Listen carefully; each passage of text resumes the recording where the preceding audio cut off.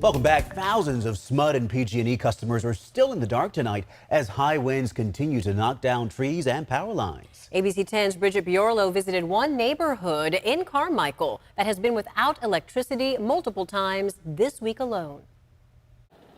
After a string of powerful storms, this is the scene you'll find across several Sacramento neighborhoods. Large trees toppled across homes, cars, even power lines, knocking out electricity to thousands.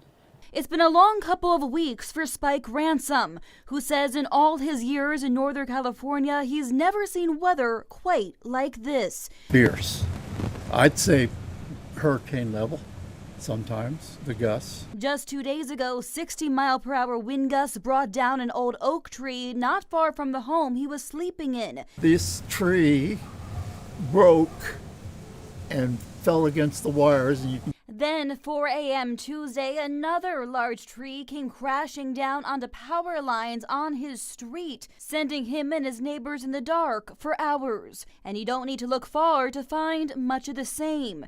There's a lot of people that are hunkering down out there. Littered streets with debris, tilting power poles, and standing water. we're inundated with water to the point where, like you see here, we're a mud bowl. Some Sacramento neighborhoods recording more than 30 inches of rainfall since New Year's Eve, with even more wind and wet weather on the way. Just be prepared.